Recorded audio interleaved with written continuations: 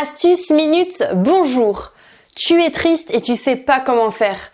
Moi, je te propose vraiment d'extérioriser. C'est le meilleur moyen de arriver à ne plus justement être sur cette tristesse constante. Déjà, est-ce que tu pleures? Est-ce que tu pleures? Homme ou femme, ça fait du bien de pleurer.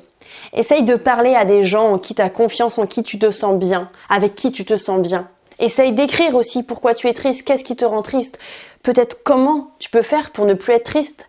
Essayer de regarder la petite rose dans le champ de ronces, que tu vois quelques petites choses qui se disent « Ok, ça, c'est un truc énorme, ça me prend toute la tête, mais il y a peut-être des choses que tu peux voir qui sont superbes dans ta vie aussi. » Essaye d'écouter de la musique qui te rend heureux, même si c'est des chansons tristes, ça peut peut-être aussi t'aider, peu importe la chanson que tu vas vouloir écouter, les chansons. Mais essaye d'écouter des chansons qui te rendent heureux et qui te donnent le smile.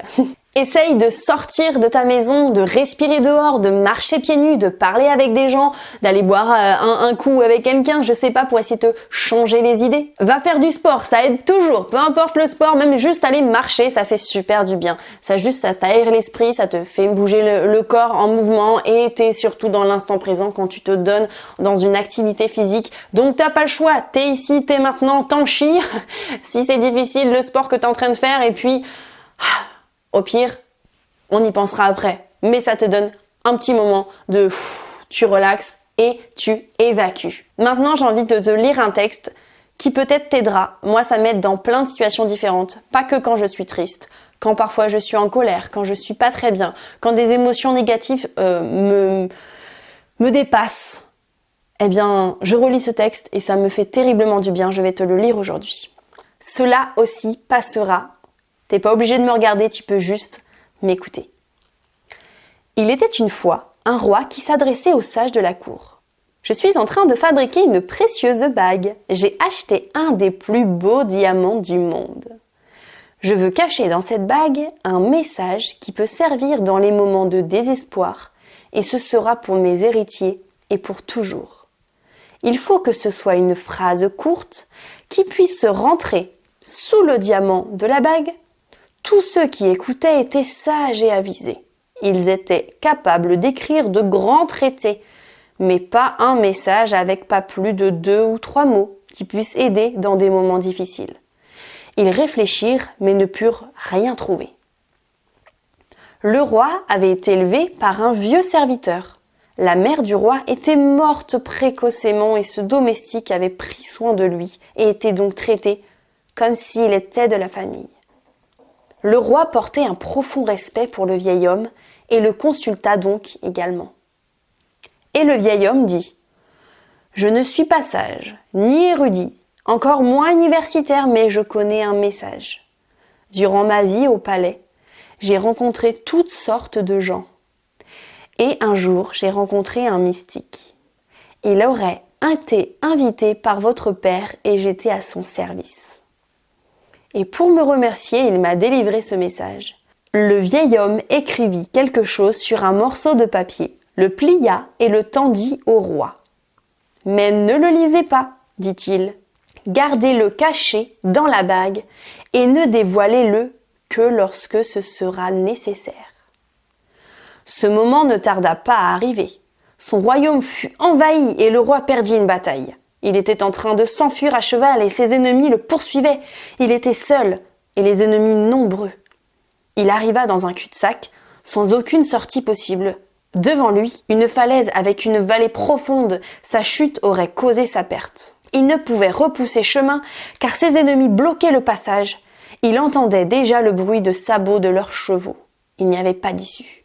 Après réflexion, il s'est souvenu de la bague. Il l'ouvrit, prit le bout de papier et se mit à lire le bref et précieux message qui disait « Cela aussi passera ». Alors qu'il lisait ce message, il sentit qu'un grand silence tombait autour de lui. Les ennemis qui le poursuivaient s'étaient peut-être perdus dans la forêt ou avaient suivi le mauvais chemin. On n'entendait plus les chevaux, le roi était profondément reconnaissant envers le serviteur et le mystique inconnu. Ces mots étaient miraculeux. Il plia le morceau de papier et le remit sous la bague en diamant. Il rassembla son armée et regagna le royaume. Le jour où il rentra victorieux au palais, il fit donner une grande fête avec chants et danses. Il se sentait alors très heureux. Le vieux serviteur se tenait à côté de lui dans la voiture et lui dit « Même ce moment est approprié. Regardez à nouveau le message. » Pourquoi ? Maintenant, je suis victorieux, les gens célèbrent mon retour, je ne suis pas désespéré, je ne suis pas dans une situation sans issue, dit le roi. Le vieux serviteur dit alors « Écoutez-moi, ce message est utile non seulement lorsque vous êtes vaincu, mais aussi lorsque vous êtes victorieux.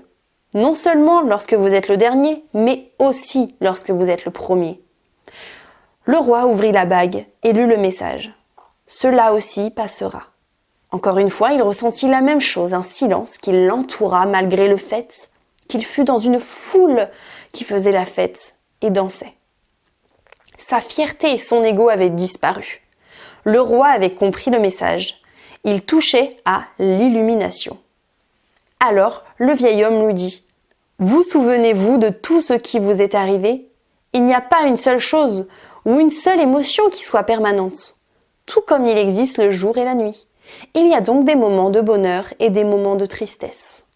Acceptez-les comme une part naturelle des choses, car elles sont une part de vie. » Je vous laisse sur ça, à méditer.